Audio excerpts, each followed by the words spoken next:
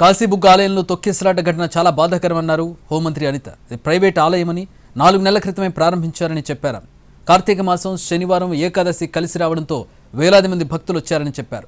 ఆలయంలోని మెట్ల దగ్గర రైలింగ్ ఊడిపోవడంతో కొందరు భక్తులు కింద పడ్డారని, వారిపై చాలా మంది భక్తులు పడడంతో ఊపిరాడక 9 మంది చనిపోయారన్నారు. గాయపడిన వారికి మెరుగైన వైద్యం అందించేలా ఏర్పాట్లు చేస్తున్నామన్నారు హోంమంత్రి. ఈరోజు శ్రీకాకుళం జిల్లా కాశీబుగ్గ వెంకటేశ్వర స్వామి ఆలయంలో జరిగిన సంఘటన దురదృష్టవశాత్తు సుమారుగా 7 మహిళలు తొక్కిసలాట్లో చనిపోవటం అనేది నిజంగా చాలా విచారించదగ్గ విషయం. చాలా దురదృష్టంగా భావించాలి.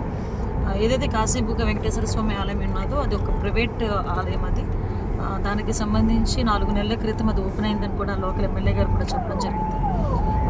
కార్తీక మాసం శనివారం ఏకాదశి ఈ 3 కలిసి రావటం వల్ల మహిళా భక్తులు చాలామంది ఆ టెంపుల్కి వెళ్ళడం, అదే టెంపుల్కి సంబంధించి ఆ టెంపుల్ కూడా ఒక ఫ్లోర్లో ఉండేటట్టుగా ఉంటుంది. అంటే కింద నుంచి ఒక 20 స్టెప్స్ కూడా ఉంటాయి. ఆ స్టెప్స్ దగ్గర ఉన్న రైలింగ్ ఊడి పడిపోవడం వల్ల అక్కడ మహిళలు పడిపోవడం, వాళ్ళ మీద చాలామంది ప్రజలు కూడా పడిపోవడం వల్ల ఊపిరాడక చనిపోయే పరిస్థితి వచ్చింది. చాలా దురదృష్టకర సంఘటన. క్షతగాతులందరినీ కూడా మెరుగైన వైద్యం అందించడానికి నియర్ బై హాస్పిటల్స్ కూడా పంపించడం జరిగింది.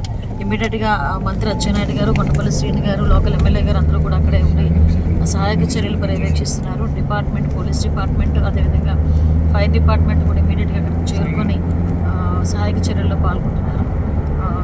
వాళ్ళ చనిపోయిన వాళ్ళ కుటుంబాలకి రాష్ట్ర ప్రభుత్వం తరఫున ప్రగాఢమైన సానుభూతిని తెలియజేసుకుంటున్నారు.